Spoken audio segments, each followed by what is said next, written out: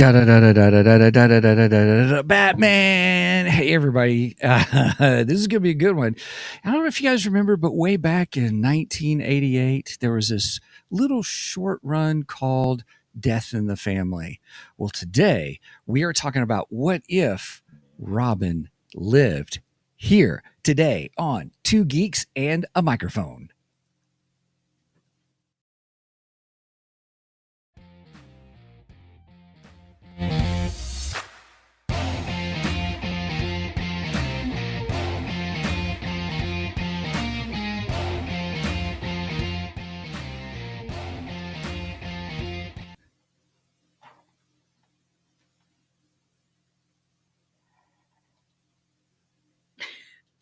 Who talks first? You talk first? I talk first.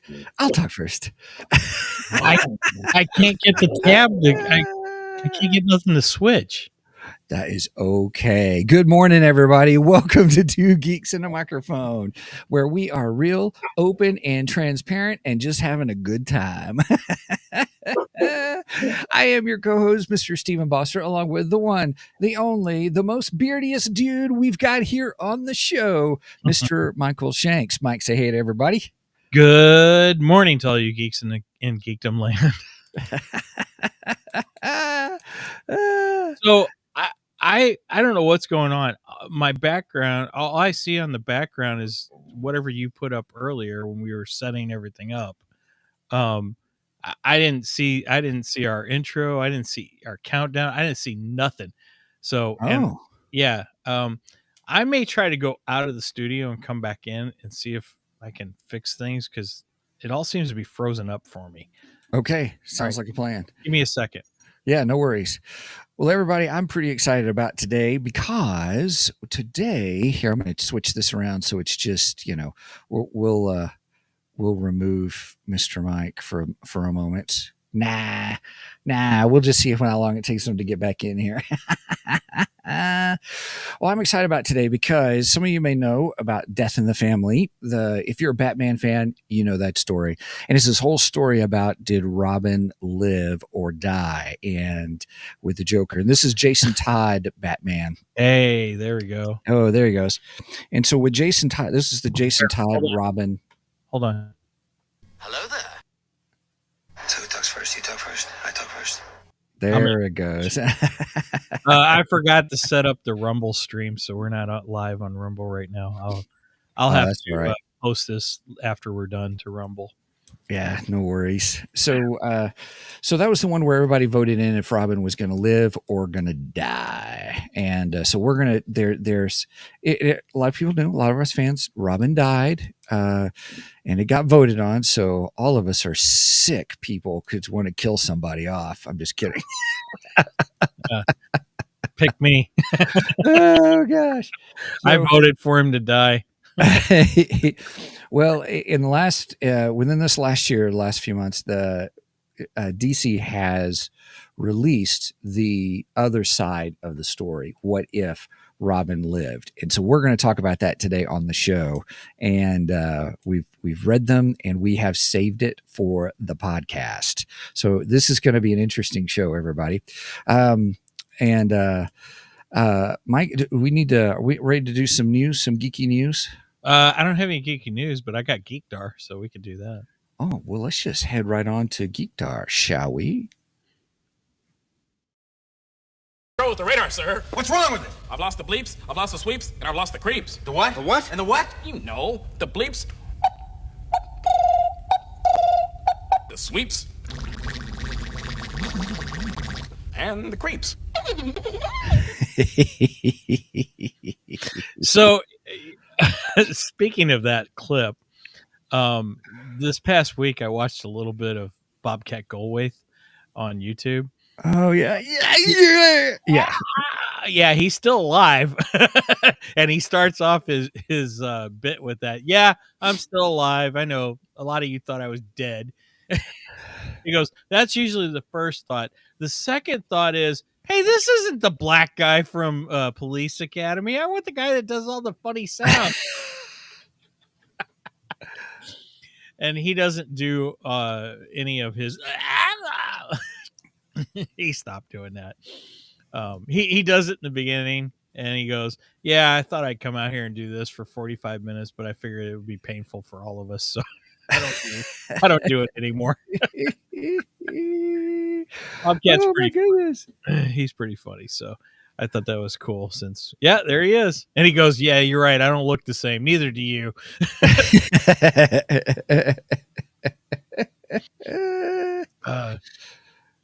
He's quite blue, but he's very funny. I enjoy it.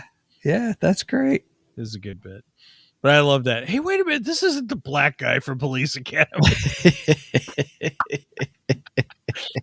And then he tries to do a little bit of Michael's bit, and he goes, "That's all I know. That's all I've seen of his act."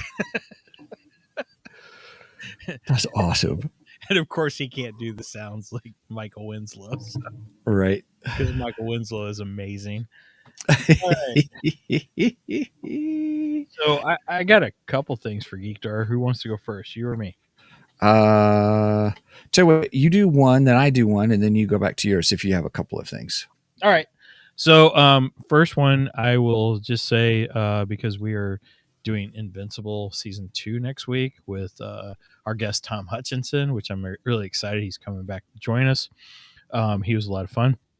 But in preparation, I read book 2 of Invincible, of the trades that I've got. So nice. I had bought book 1 and 2 before Christmas, and then Megan and Brenda both got me 3, 4, and 5 for Christmas. So I have all the trades up to date right now, and I just finished book 2.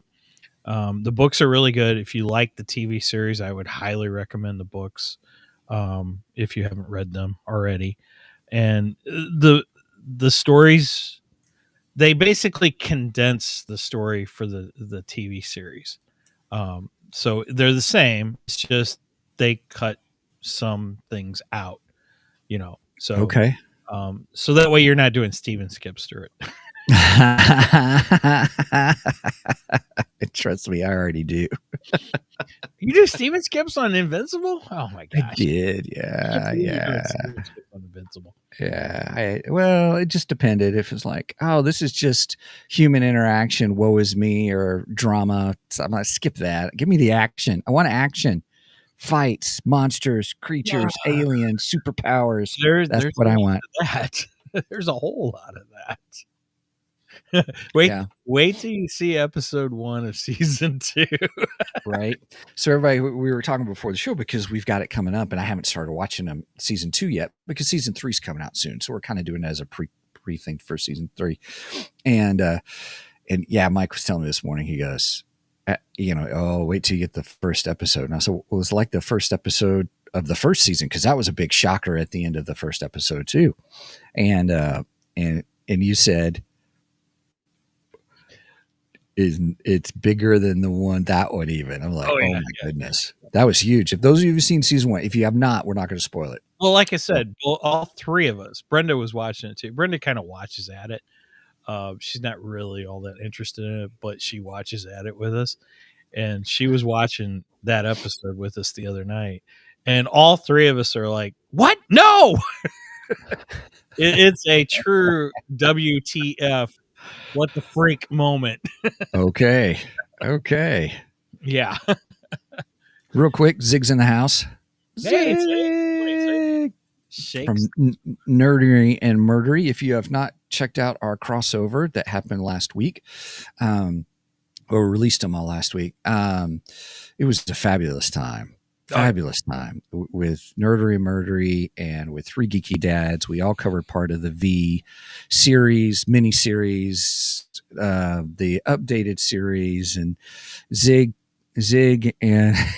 and Jeff fell on the sword for us to do the attempt of a remake. They were required to watch that one. I saw this week Big Finish Audio, which I'm a big fan of. They do Doctor Who. They've been continuing the Doctor Who story. Hell, they were keeping Doctor Who alive while it was dead. But they have the most amazing audio books, and these aren't just books, they are audio dramas. I mean, you listen to this and you you feel like you're watching. So an is it really a book or is it like a radio drama? It's a radio drama. Is Awesome. what it is. Okay. It is a radio drama. Anyway, or it's several radio dramas, and I Sure. have several Tom Baker episodes because Tom, who is 91, is still playing the Doctor. That's awesome. That's Holy cow. So Anyway, what's it called again? Big audio drama? no, Big Audio Finish, Big Finish Audio, Big Finish Audio. And they just announced that apparently they've obtained the rights to V, and they are doing the V UK story. So that might be interesting to see. Okay. Now, a warning: they're expensive. Yeah, there we go. There's Tom Baker. Yeah, it was recently his birthday. That's awesome. Wow. Yep, it was a big deal when they got him because they were trying to get him since they started. There it is, V. Okay. Oh, so there are, I mean, so it is, but you're getting audio books. Yeah. It's a full audio drama. It has sound effects. It has music. It's yeah. It is like watching or listening to a TV show or a movie. Either one. They're amazing. They're some of the best I've ever The heard. doctors, the companions, the villains, the world of Doctor Who. So is it just all mostly Doctor Who stuff then? They started out primarily Doctor Who, but they've merged or they've went off into other areas too. But their big draw is Doctor Who. That is Okay. their big draw. I have a Wizard of Oz audio drama that they did that was really good. And then I have The Martian Chronicles, which was awesome. Oh, yeah. Martian Chronicles was fantastic. Loved it. Here, let's see if it pops it up. Doctor Who, Doctor Who, There it is. Doctor Who, Martian Chronicles.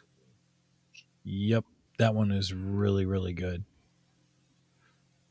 Derek Jacobi and Haley Atwell.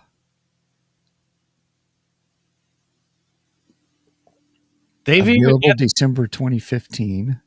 They've even got their own Star Trek too, like some unreleased Star Trek stuff. Wow. They got all kinds. They're working on getting different, whole different kinds of licensing and stuff. Oh, they don't have the Martian Chronicles anymore. It's not available right now. I have it. I have it digitally. Nice. I have it digitally anyway, so it is in my player. And Paul McGann, he's another one of my favorite doctors. I really like Paul. Yeah. Awesome. That's cool. Okay. Sorry. I got everybody. Did you see my ADD kick in where I just went, oh, moth, flame. Whoa, that was pretty cool. Okay. Sorry. All right. So you're Geekdar. So my Geekdar is real quick. I want to do a real quick. Oh, see, I lost my, I overloaded my resources. Can you hear me, Mike? Oh, yeah, I hear you. You kind of blinked out for a second, but I hear you now. Yeah. And my other blink did not come back. So I'm going to see if I do this and if I can come back. Oh man. Stop sharing. And I overloaded. We tested this, but I guess when you go live, it doesn't quite work. I'll see now. Sorry, Steven's folks, we are having technical difficulties. We are today. I'll be right back. All right. Well, while Steven's out, I think I'll go into my next part of my Geekdar. So my next part of the Geekdar is on the same day my book was released. This book happened to be released, Batman Resurrection, and it is by John Jackson Miller, who is a famed Star Wars, Star Trek, Battlestar Galactica author. We've actually had John Jackson on the show, I think back in season 1 or our first year that we when we had a bunch of different authors and such. But I finally started to sit down and read this. I'm on chapter 8 right now. Oh my gosh, this is so good. This is so good. Yeah. So this is continuing the 1989 Batman with Michael Keaton. So it's the Michael Keaton version of Batman. And it takes place in between Batman and Batman Returns. And I mean, he's got character. So you remember the scene in the 89 Batman where the Joker comes into the museum and he goes, Lawrence? And Yes. you got the big guy with the handlebar mustache, and he's got the Mhm. gigantic Boombox. boombox, and he starts playing the Joker music. Yeah. Lawrence is in this story. Knox is in this story, which I love Knox. Maxwell Shrek is in this story. So you got somebody from Batman Returns. Did your brain put in the Christopher Walken voice as you were reading it? Of course. Are you kidding? Lawrence, I didn't have a voice really for because he doesn't really talk in the movie, Right. and he don't talk a lot in the book, not a whole lot, because he's still kind of a goonie, but he's trying to put the Joker's gang back together because he gets a message from the Joker, which is pretty freaking awesome. Because the book talks, if you read the back of the book, it says in every deck of cards, there's always 2 Jokers. So it's implicating that the Joker didn't die. Now, there's a character that's introduced, and now I don't think I want to say who it is because I think introducing that character tells us how the Joker, quote unquote, lives, which I don't believe he lives, but yeah, I believe he comes back through another character that's introduced who was not in the movies, who's not been in any Batman movie yet, and I would love to see him portrayed in a Batman movie. Oh. I'll leave that as a little teaser. Maybe I can convince Steven to get the audiobook and maybe we'll do an episode on Batman and the Resurrection. Oh. So that's my other geekdar. Right on. It is awesome so far. Eight chapters in, I'm loving it. Nice. Real quick, let's do shout outs. Zig said this was probably when we were on the Big Finish Audio. They do Blake's 7 as well. They do. They do Blake 7 too. Nice. I'm not a big fan of Blake 7, but yes, that's probably why I didn't mention it. And then Nobody for Anybody's in the house. Hey, Nobody for Anybody. I don't have any Rippaverse news today, but I'm sure we're going to get some coming up soon. There's some coming up soon. That's correct. I know they got a ton of stuff coming out. Oh my gosh. Yep. And I may have to take out a second job just to afford Rippaverse this year. Right. I was thinking the same thing. They're just dropping all kinds of stuff. I'm going to have to get choosy now. I know. Now it's like he's trying to catch up with Marvel and DC. Dude, slow down. Just slow down. Okay. Yeah. There's he goes, yep. Well, sorry everybody. I want to take you to the Netflix page because my wife and I watched Back in Action, and which is Cameron Diaz and Jamie Foxx. And who else is in there? Anyway, it's a spy movie. You guys know I love spy movies. And so it realistically, it's a story where it takes a shot back 15 years earlier, where the two of them are on a mission together, and it kind of goes south to a certain degree. And so then they had the opportunity to kind of get out of the business because they fell in love with each other, kind of a thing.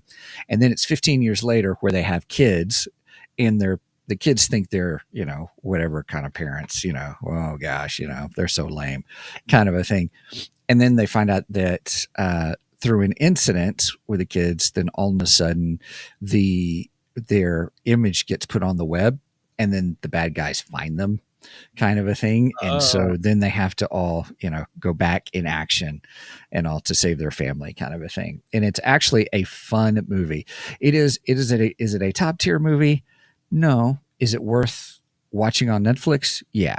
And it sounds like another movie that you turned me on to last year. Oh gosh. I can't think of his name. I can't think of the actor's name.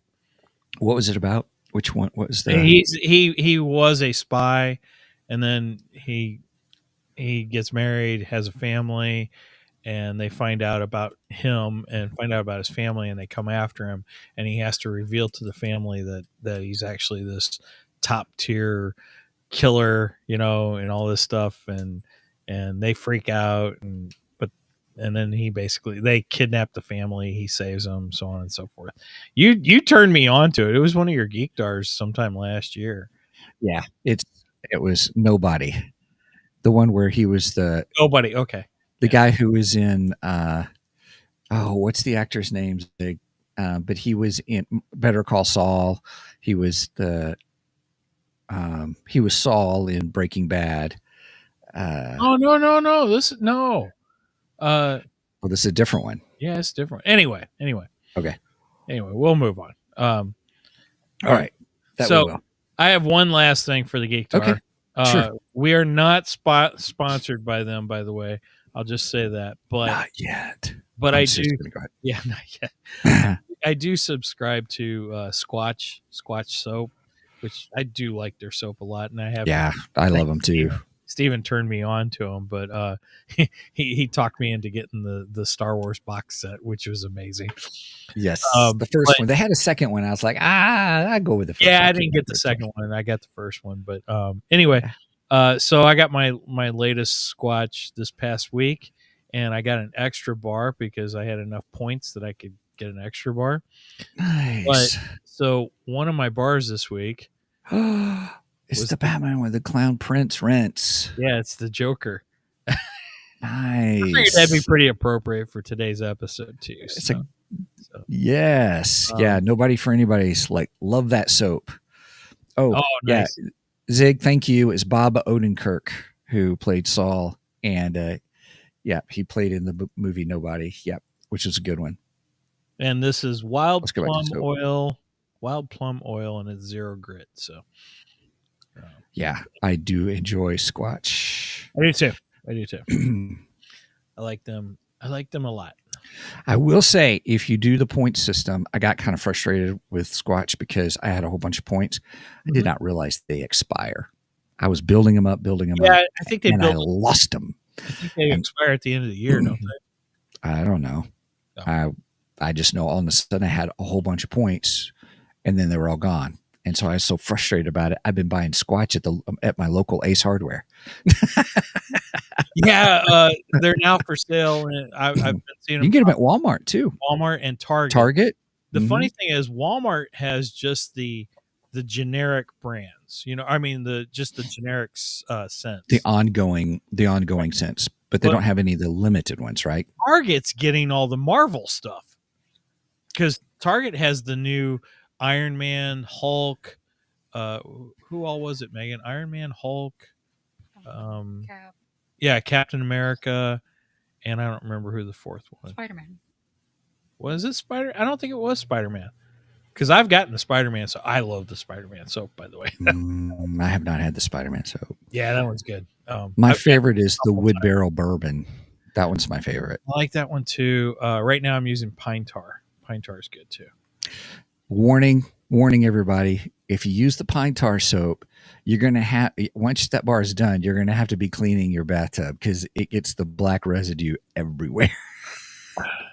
Yeah, don't go pitch a game of baseball either with it.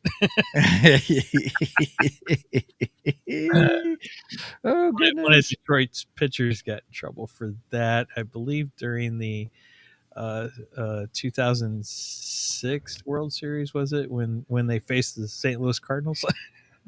Yep. Here, nobody. Pine Tar is messy. Yes, it is. It's great smell though. It's really it is. The funny thing is, I'm using the anniversary Pine Tar from last year. I got a little stockpile. That's what happens. It's great. Right. So I was like, I need to use this one. I haven't used it yet. Well, see, I really like the smell of that one. That's what happened to me. I had this whole stockpile to use. And so then I didn't order anything and stuff like that. And sure enough, I lost all my credits. Oh, real quick. Sam's in the house. Hey, Sam. Good Hello, day, Sam. Welcome. All right. Well, we're ready to get into the main event? I think so. Let's do this.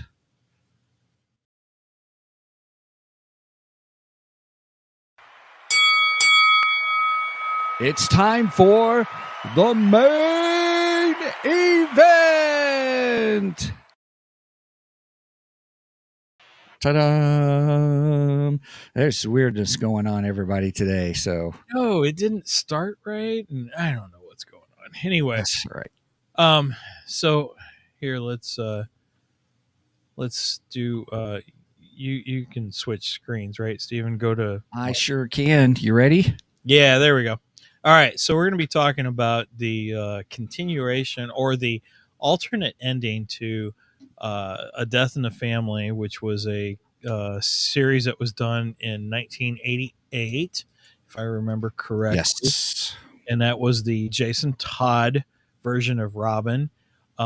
Jason Todd, Which Mike did not like. I No, remember no. way back then. I We were- absolutely hated Jason Todd. I got to say the story real quick. Mike and I were taking a class together when all this happened. I remember this. We were doing a graphic arts class, and it was the only time we ever had class together because I was like, oh, it's I guess it was our junior year, Yep. and it was like we were friends, and we were like, well, let's just do this class together. And Mike had another friend that was in the class too. Yep. And so we were doing all kinds of fun, cool graphic art stuff. But I remember specifically us talking about this comic series because you were like, oh, I really hate Jason Todd. Well, the cool thing is that was a printing class too, because we would create these projects and we create notepads and stuff, and we actually got to use a printing press and print up our notepads and everything. Yeah, we learned about dark rooms. Yeah. It was Yeah, we had really to interesting. take the negatives and then take the negatives and make the print plate for the printing press. We actually had to put it on the printing press and run the printing press, so on and so forth. And then we had to bind the notepads together and stuff. It was a great class. I absolutely loved it. Yeah, Probably my favorite class in high school. Most everything else I hated. So, but we would do a lot of comic book stuff. Discussions, yeah. Yeah. Well, we would do a lot of comic book projects too. And I still remember. So we had two semesters, it was the first quarter where at least Tony and I, we pretty much didn't do anything almost the entire quarter, and the teacher's like, you need to get moving. You guys are running to the end of the quarter. So then we stayed after school one day and just ran 20 projects, and then pulled off an A in the class. And then the second half of the quarter rolls around, and he comes around and he goes, "Hey, you guys need to get to work on your projects." "Oh, we will." And we did the same thing and got an A. Yeah, I didn't. I was good. I worked all through the whole. I kept pretty up to speed. We goofed off. It was fun. Hey, we got A's. What difference does it make? That's true. Yeah. We did our work. We just did it the very last minute. Right. All right. I'm sorry. I digress, everybody. Sorry, but this is where we were talking about. So that's why I know it was 88.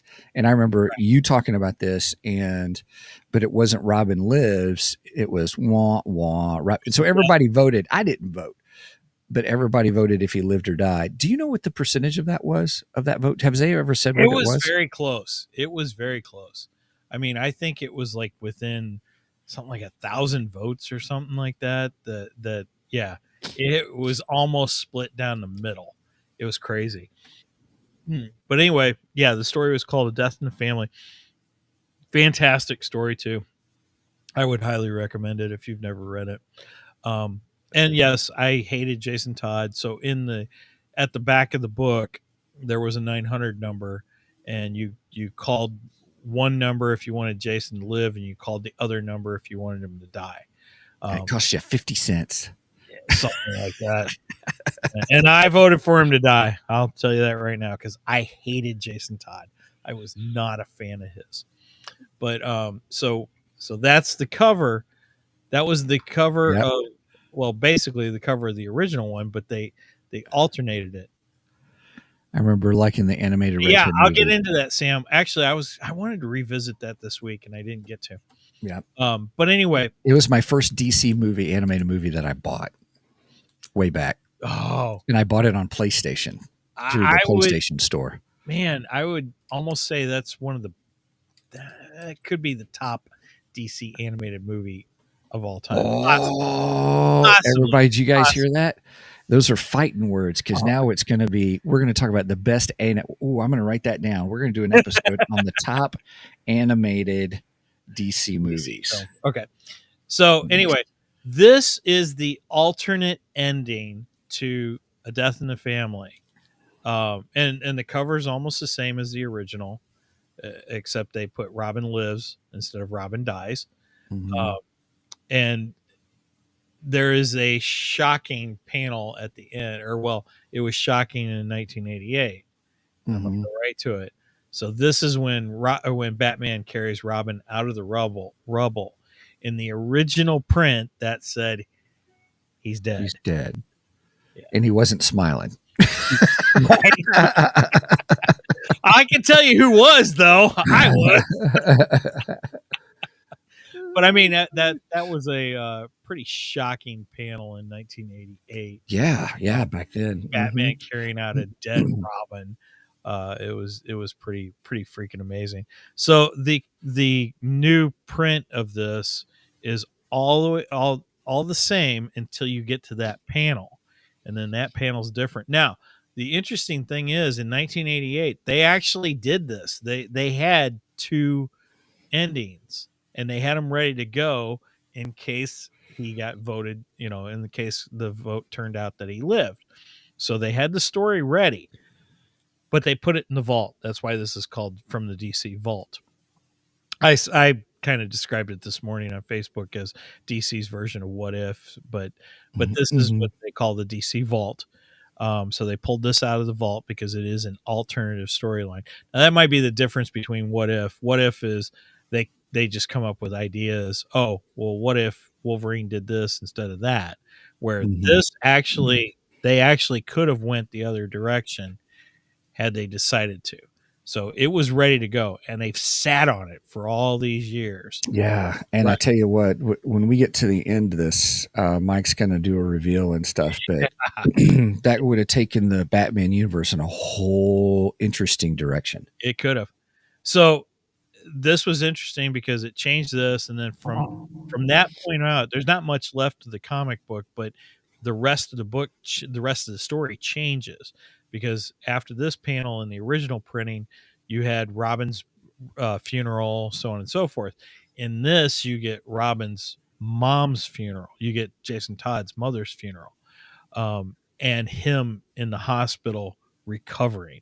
So it's slightly different, and then it carries off into the new storyline, Death in the Family, Robin Lives. And this is the cover to issue number 1. So this is where we'll kind of start our discussion. So Robin obviously recovers from the traumatic incident where the Joker beats him within an inch of his life. And Batman manages to pull him out of the rubble. There's an explosion, so on and so forth. And Robin is now he's alive. He's recovered. He's back at Wayne Manor with Bruce. Bruce is trying everything he can to, I guess, rehabilitate Jason after what has happened. I think this storyline, Batman has picked his Robins a lot of times based on tragedy.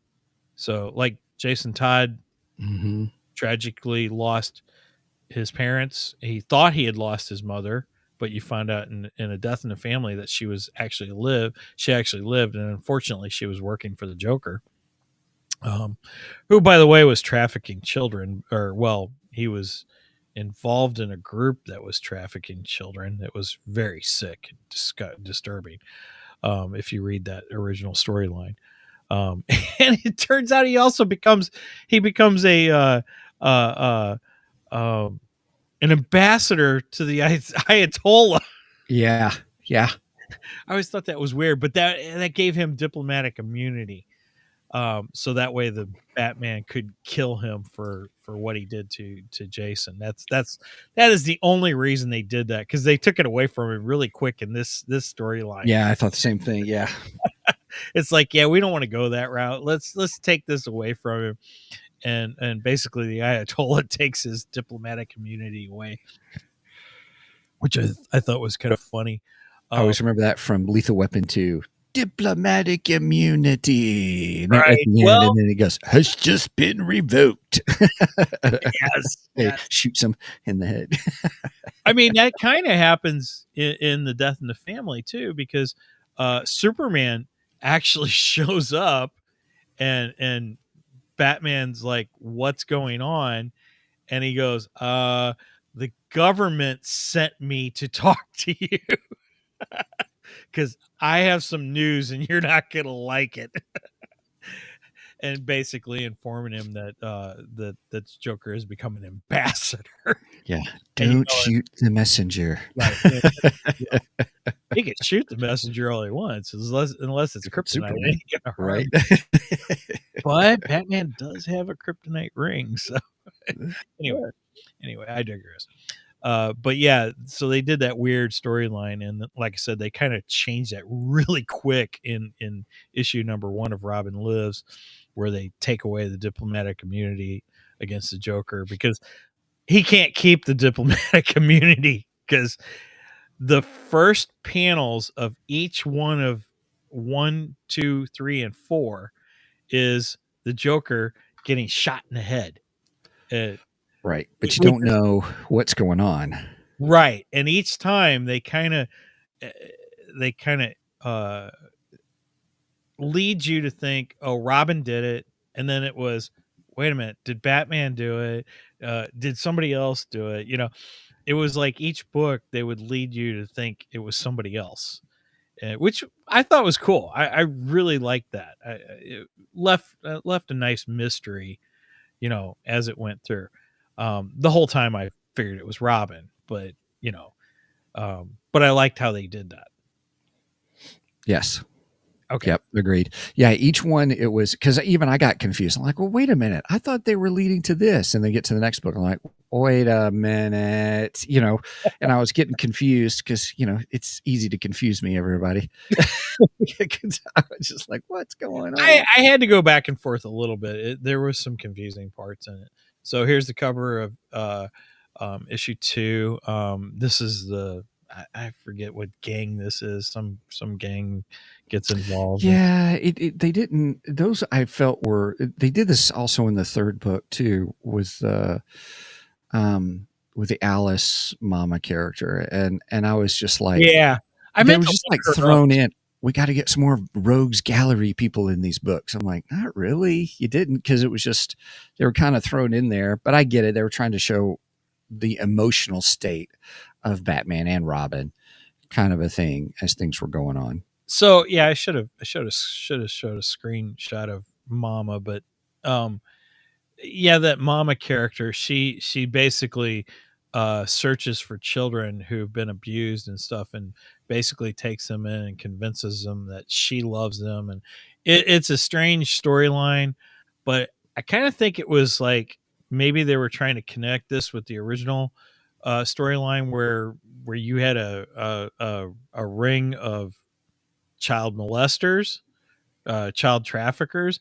But I think her storyline, she's a little less evil per se, because I think she actually means sort of good with them. She collects kids who have been through trauma or something like that, Right. and convinces them to stay. And I you didn't will love me, a weird Right. Munchausen syndrome thing. Yeah, right. I didn't get the feeling she was like molesting them though, or anything like No, that. no. I probably a little more emotionally, psychologically abusive. Right. Yeah. And who knows, she might be sending them out to steal things or, you know, do that kind of Yeah. But well, I think you're making a good point, though. Those storylines were just kind of thrown in without any kind of, there wasn't even storylines like, hey, let's just throw this in real quick. Yeah, it was kind of thing. It wasn't even development or a real resolution. It was like, hey, okay, Batman beats him up. Woohoo, it's done. That's one of the things I didn't like about it. Well, and it was kind of, I don't know. I guess this is a way to draw out the whole series. Maybe that's what it was. Oh, you mean like what a lot of TV shows do today to make it a 10-part series and allow Steven the opportunity to go skip. Skip. Right. Skip. Yes. Okay. Good point. But but I don't think it was quite that bad. No, openly it wasn't. I mean, part of it was Batman working through his own trauma of the situation with Robin. Right. And I caught that and I said, okay, I could, go with that, but it was still could have been much more better if it had more story development Cheers. on those. Cheers. Well, this is probably my favorite cover out of the 4-part series. This is a good cover. I love this cover. It's got Jason Todd and Dick Grayson as Robin and Nightwing, and then of course you get Batman in the background. And we also get, I think she's introduced in this issue. We get the psychiatrist that's introduced, who basically Alfred was the one that said he needs to see a psychiatrist. He Dick Grayson, or not Dick Grayson, Jason Todd really is messed up with this. It's beyond any of our help. He needs to talk to somebody from the outside. I thought she got introduced in the first one, maybe. Well, maybe it was the first one. I don't remember, but I think this is where her story really, really starts to take off. Right. Because I got confused in the narration. Like, who's the person narrating? You're right. She is from the beginning, because I think she's narrating. She is the one. We find out, spoiler, we find out at the end she is the one narrating the story. Right. I mean, that's just what happens at the throughout the whole thing, because she is talking about, because there's several things that happen with her. So you keep going. Sorry, I don't want to. You got a great flow going. Sorry. So Jason, he reluctantly goes to see her. He doesn't want to. He doesn't want to open up to anybody. He's shutting everybody out and stuff. So you're kind of seeing, you're almost seeing the development of the Red Hood here. Yes, I didn't think about that. Yes. Instead of taking Jason Todd a different direction, he seems to be still heading into that direction of the Red Hood. Now, if you know the storyline of the Red Hood, Jason Todd's body is stolen, out of the grave by Ra's al Ghul, if I remember right. Yep. Ra's al Ghul goes and digs him up and then takes him to one of the Lazarus pits, brings him back to life, and Jason Todd changes his identity from Robin to the Red Hood. Yeah. I think if you know Batman's storyline, the Red Hood connects to the Joker, because that was the original persona that the Joker had taken before he became the Joker. He was the Red Hood. Yes. So this was all designed to mess with Batman's head and such. But anyway, and the Red Hood storyline is fantastic. That's where I become a fan of Jason Todd. Yeah. Because he becomes that vigilante that I love. Yeah. And I think the animated movie did a great job with all of that, explaining all that, walking through all of that. That animated movie is just fantastic. I highly recommend that animated movie. But I do recommend this series. I think this would be a good series to read. If you've not read this and you haven't read or watched The Red Hood, I think this would be a good thing to read, because you'll see an alternate way that Jason could have went had he lived through the death in the family, still leaning into where he could have become the Red Hood. Right. Well, I know, but it has quite the twist at the end, and I wasn't expecting it. I wasn't either. Anyway, so Jason starts talking to the psychiatrist that they've introduced him to, and he opens up a little bit, but he's holding back. And of course he's holding back because he's holding back the Robin identity. He's holding back the Batman identity, because he knows I can't give those up, so on and so forth. Well, she grasps on to, you're holding something back from me. You're not telling me the whole story. And he knows he can't open up. And Bruce Wayne, Batman, knows he can't fully open up. So Batman does the unexpected, and Batman shows up at the psychiatrist's office or house or whatever, and he reveals his identity to her. And he's like, okay, now you know the truth. Now you know who I am. Now Jason can open up to you. and it was pretty amazing. I Yep. really like that part of the storyline.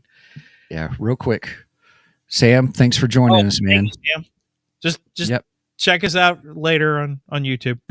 Yeah. Hey, man, have a good night. God bless you as well, man. Have a good one. Yes.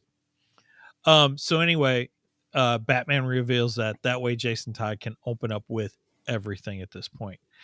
And of course, at this point, Bruce and the psychiatrist get romantically involved. Yep. Imagine that. He is a playboy, okay? I mean, it makes Right. sense. And then you think things are starting to turn. Jason is responding better. He's taking back his role as Robin. He's playing his role. He's working well besides Dick Grayson as Nightwing. He's working well with Batman. I mean, it's almost turning into the perfect Batman family, Bat family, you know. And so we'll go on to the fourth cover. So here's the fourth cover, which is pretty cool cover too. All right, so everything seems to be turning well. You think that Jason Todd is going to come out of this good, and maybe everything would have been fine for Jason Todd.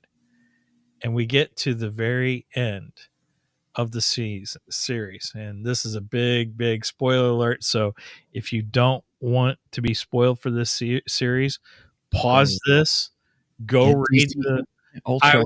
I would recommend reading the 5 issues. Read the reprint. The reprint of number 4 of Death in the Family. Right, and then read the 4-part series Robin Lives. So pause. All right, you've read it. All right, now I'll reveal what we saw at the end of it. So at the end, Jason actually turns into the Joker. He becomes the Joker. And that you see Batman in the mirror. You see the Batman reflected in the mirror. That Batman is not Bruce Wayne, because Bruce Wayne has went off to be with the psychiatrist, and they get married. And then you realize it really is her telling the whole story. Who's the narrator? Right. And this is the Dick Grayson Batman. So yes, Dick has taken over the mantle of the Bat. I thought this was pretty shocking. I did not expect Jason Todd to become the Joker at the end of this. It was out of nowhere. Right. And I thought it was a cool ending. I really liked it. Yeah. It would have been interesting to see the Dick Grayson Batman, Jason Todd Joker. I was curious if they did that story. Know. They could do a whole new line now. Yeah. With this version of the Bat-verse, which would be a complete alternative, storyline. I think it'd be kind of cool. I would, maybe if they did like a year run of that would be interesting. I'd like to see that kind of a DC Elseworlds or something. That'd be not so much the multiverse, but in Elseworlds, because this obviously didn't happen because Jason did die. Yeah, so forth. It was interesting because the panel before this with the psychiatrist, with her talking, was, we thought everything was, great. Everything, we had this new life and everything seemed to be on the up. Everyone's healing and all this. And then right there at the bottom, right near the end of the bottom corner there, it says, "We were wrong." And it was a shock. You're like, he is not doing what I think he's doing. And then all of a sudden you get this panel and you're like, oh, man. So he became something worse than the Red Hood. That he did. And think about it. No Lazarus pit either. Because the Lazarus pit makes you go insane, And so we didn't even have a Lazarus pit. This was just him trying to work through his issues. And he still turns into the Joker. Wouldn't that be interesting if he found a Lazarus pit to even heighten his Jokerness, just to dive in and then come back out on his own, kind of a thing. Oh my gosh, that's crazy. Yeah. I don't know if I could imagine it. So this is not where I thought the story would go. I did not. Agreed.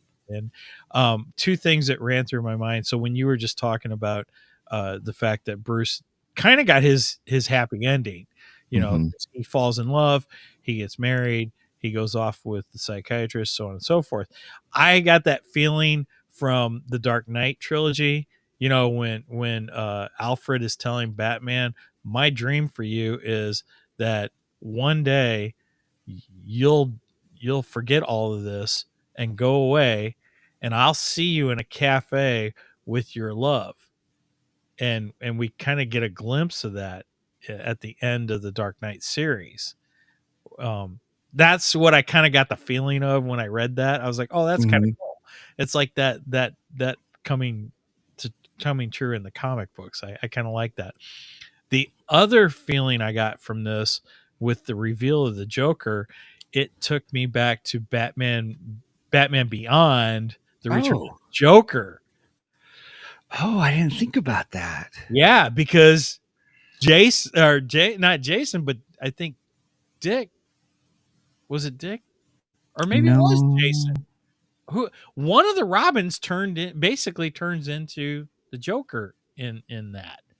And so that was a twist. That was a pretty shocking twist too. So Boy, I'm trying to remember that. I love Batman Beyond. oh, Batman Beyond was a great series. Fantastic. Man, Megan and I used to watch Batman Beyond every week, didn't we? Yeah. Batman Beyond and Teen Titans, those were our favorites. We loved those. And it was Mark Hamill did the voice. Yep, Mark Hamill did the Joker. No, it was Tim Drake. It was Tim Drake. Oh, okay. It was Tim's Robin. But still, it was one of the Robins who basically turned into the Joker. And I was Yes. like, holy crap, this kind of mirrors that. Well, the other thing is because it was a big surprise and it was someone in the Bat family to a certain degree, it took me back to the Flash. What's it called? It's one of your favorite Flash. And we watched the movie, we talked about it, but it was the big surprise at the end of who becomes the Joker or who was the Joker. They were talking about the Joker and who it was, but it was Martha. It's Flashpoint. Flashpoint. Yeah. Flashpoint is one of the greatest Flash stories ever told. Yeah. And I did not see that coming. I think you enjoyed that I got surprised by that. Oh gosh, Well, that's where it well, took me. see, It was that kind of a surprise. Thomas Wayne becomes Batman in that alternate world. Yes. And yeah, Martha becomes the Joker, which I thought was a fantastic twist. Yeah.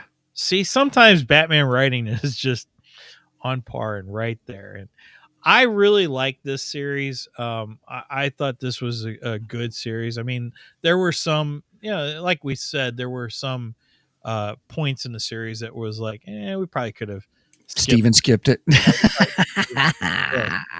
But overall, I really enjoy this series. I think it's really good. So on a scale of 1 to 10, and we'll use Robin's Okay. scale since this is pretty much all Robin centric. I would give this a 7.5 Robins. Oh, okay. I think it's a very worthwhile story. Yeah, agreed. A lot of fun to delve into what could have been. Yeah. Had it went the other way. Yeah, I concur. I actually was going to give it an 8. Oh, really? Oh, okay. It was a good solid 8. Was it worth reading? Absolutely, it was. Definitely, it was worth reading. And I think you're right. It's you guys know I don't like multiverse stuff, but I do like the. See, this is not multiverse. This is not. This is more of an Elseworlds. Elseworlds, and I like the Elseworlds things. Like, ooh, if this could have, if it did turn out differently, what would that look like? Kind of a thing. And I quite enjoyed that because it's going to have a beginning and an end. But I will say the ending in this made me wonder, and that's a good thing. Oh, what would happen next? What does that? The new Batman, new Joker dichotomy look like? Dick Grayson versus Jason Todd. I think I would like to see a limited run of that version, that Dick Grayson version of Batman. I Mhm. kind of want to see his bat cave and all his bat gadgets and stuff, because they're going to be slightly different than Mhm. we have right now, which would be cool. So I want to see all those. I want to see what the Jason Todd Joker is like. Maybe do a 12 issue series on it. I think that would be a fun run. They should do that. DC should do that. DC, if you're listening, you can have that idea. I'll give that. Right. Oh my goodness. So yeah, You it think was James Gunn's listening to us right now? absolutely not. Yeah, I will say this, because if he is, I got other things to say to him, but right. Right. I'll hold that. Yeah. I'm how shall I say this? I'm looking forward to seeing what happens with the new DC universe, I guess, with under that. And I did like this story because it was an Elseworld story. It was, and it was we were given that choice how many Yeah. years ago? I mean, 30 years ago, kind of a thing. And so more than More than that, 30. 35 years. 35, yeah. And so we were given that choice, and it always made you wonder, what if? What if? And we got that. We finally got that. That okay, this is what they had planned, kind of a thing. Maybe some of it they had sketched out. No, they would have had a full run, I would assume. Did it come out monthly? Yeah. It was monthly rather than weekly. So I would say monthly, and they probably still had time to do what they needed to do to flesh it out. But that's probably what was on the grid. But boy, that ending popped out of nowhere. So, I mean, were you shocked at the ending? I was. Yeah, me too. I was. I was not expecting. I actually was expecting him to put the red hood back on. I really. That's what I was like. Yeah, they're going to yeah. make it where no matter what, he would turn into. He would become Red Hood. I was thinking the same thing because Yeah. I was like, no matter what had happened, he still would have become the Red Hood as what we know today. And then that whole crazy arc in and of itself as well. So yeah, I actually like this better than that idea. I think this is a better idea. So DC, I think you got it right on this one. Finally. Now I gotta say, DC does some good storylines still here and there. I'm currently reading Batman and Robin. Actually, I just finished reading Batman and Robin Year One, which is going back to Dick Grayson years, and it's all about his beginning. I like that run. It's a 4-part series. I recommend that one too. And then I'm reading the current Batman and Robin, which is the current Bruce Wayne and the current Damian Wayne. And I gotta say, Damian's winning me over now. growing on you, huh? I love it. Hated Damian. Boy, did you hate Damian. Oh. I always liked Damian. I thought I enjoyed the concept, and it made sense. It wasn't just thrown out of there. That with Talia al Ghul, and yeah. Oh, I like the concept of Damian Wayne. I like where he came from and such, and the fact that he's the grandson of Ra's al Ghul. I do like that. He was just a little. Just the same reason I didn't like Jason Todd. Only Damian was like taking it grades higher. It was like, oh God, I thought I hated Jason Todd. But I don't know. Damian has really grown on me. The stories have in Batman and Robin. They're building on the relationship between Bruce Wayne and Damian Wayne. Not so much Batman and Robin, but Bruce and Damian. And I like that. They're starting to become father and son, and they're starting to embrace it. And then I think it's helping their Batman and Robin side too. I think it's helping them to be better partners, working together better as their relationship on the father and side son comes together. So I think they've done a really good job with that. I like that. And then the other thing I'm reading is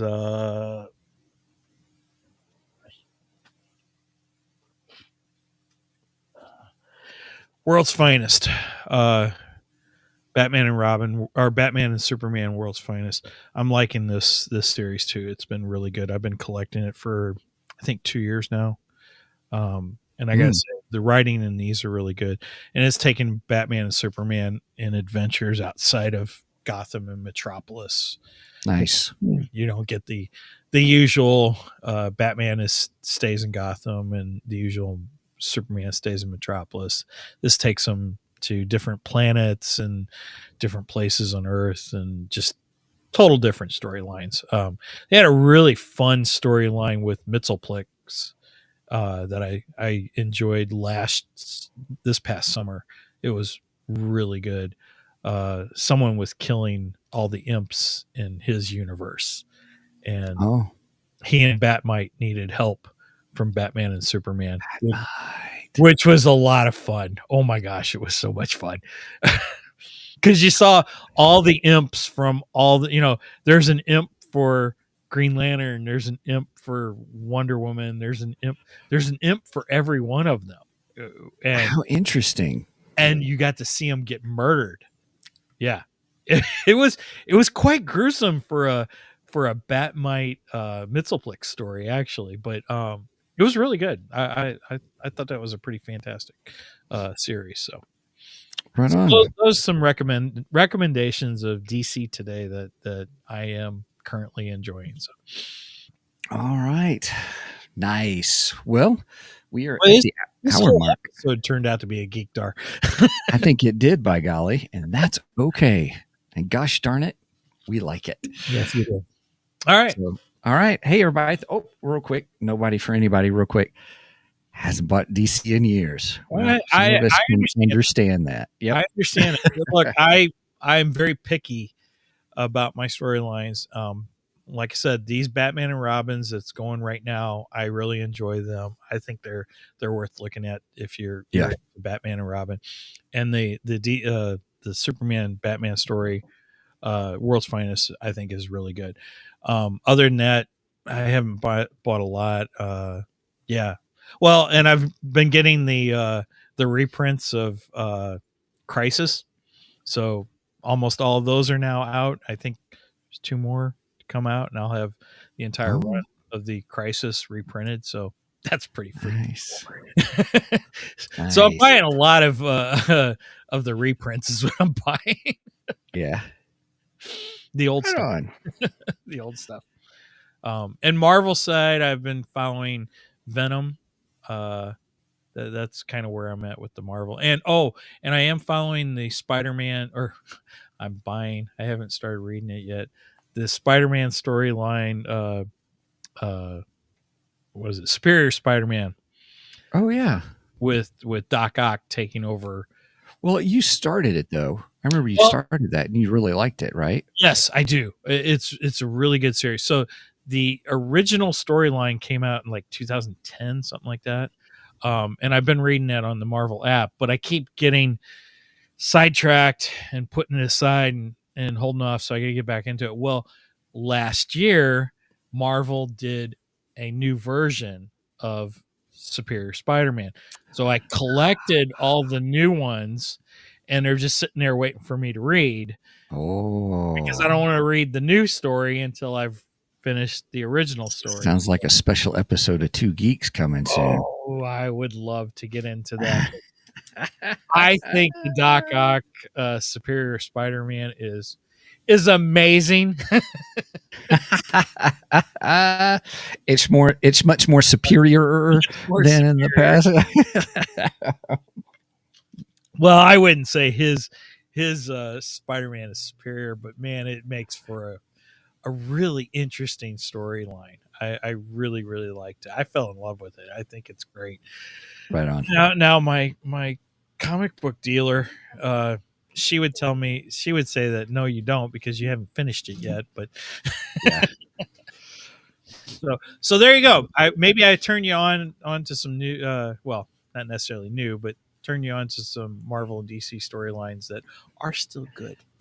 Right. There are some still out there. Other than that, I totally get you. Nobody for anybody. I completely get it. Yeah, absolutely. That's how come I turned to the Rippaverse. Yeah. And Yeah. looking forward to my Bloodworth issue. I can't wait to get it. Oh, I'm so excited. All right. All right, everybody. It's all good. Thanks, everybody, for joining us here today on Two Geeks and a Microphone. Big shout out to Zig. Also, big shout out for anybody. And also, big shout out for Sam Rogers for kind of popping in the episode. It was great having you with us.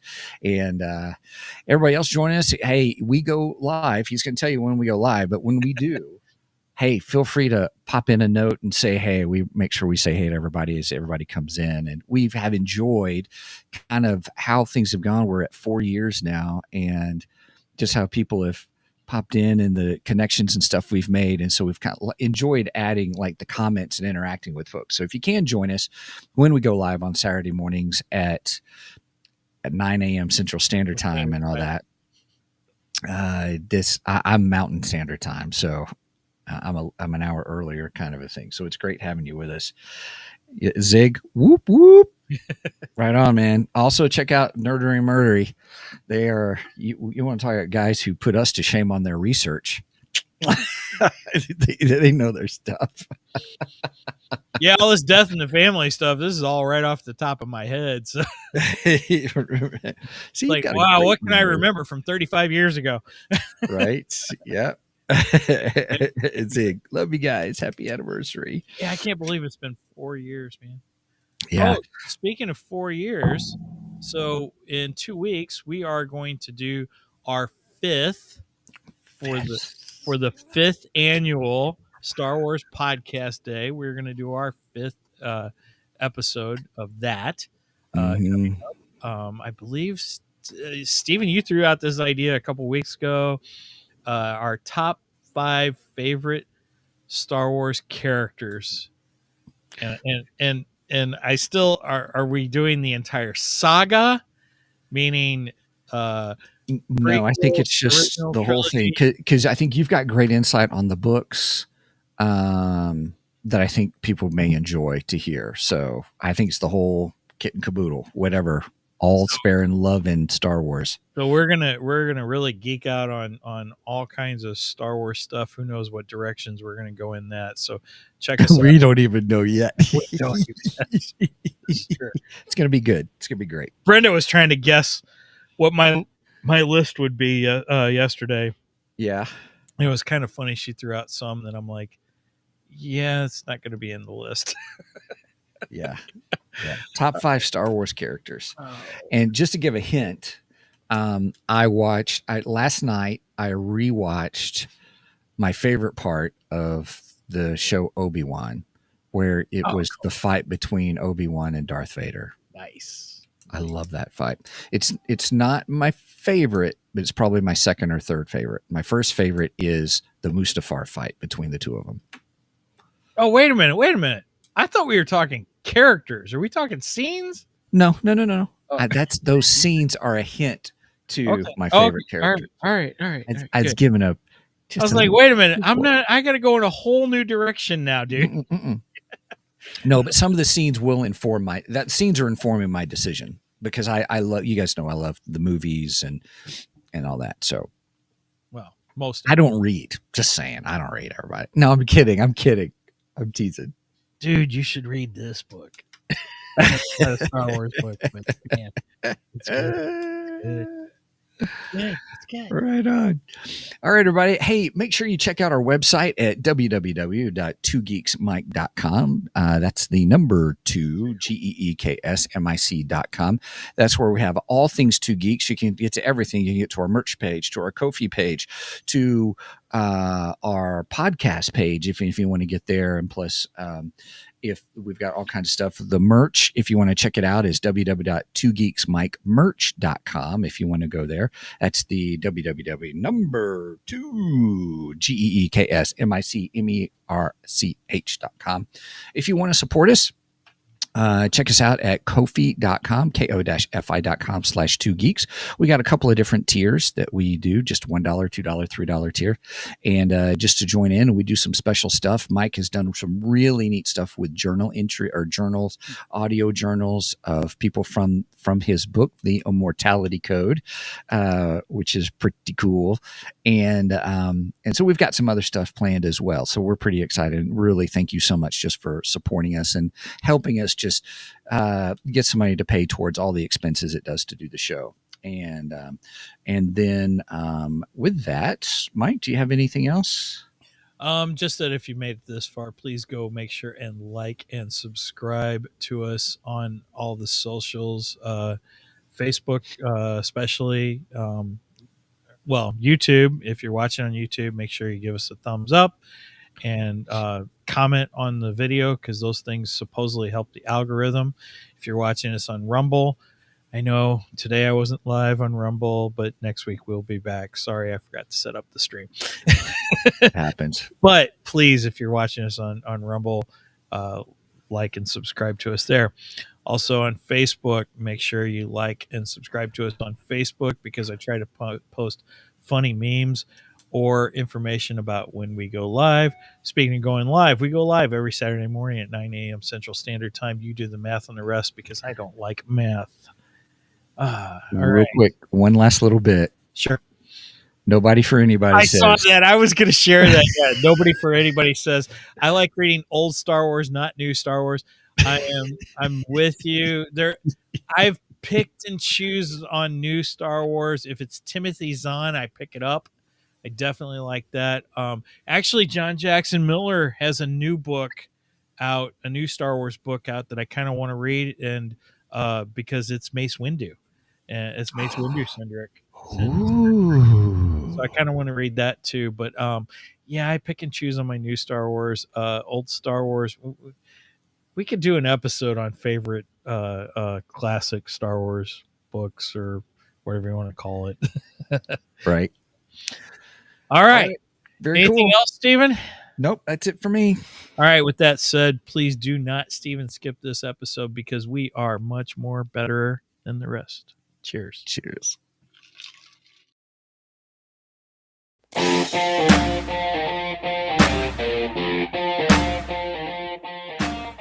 Thank you for joining us today on the Two Geeks and a Microphone podcast.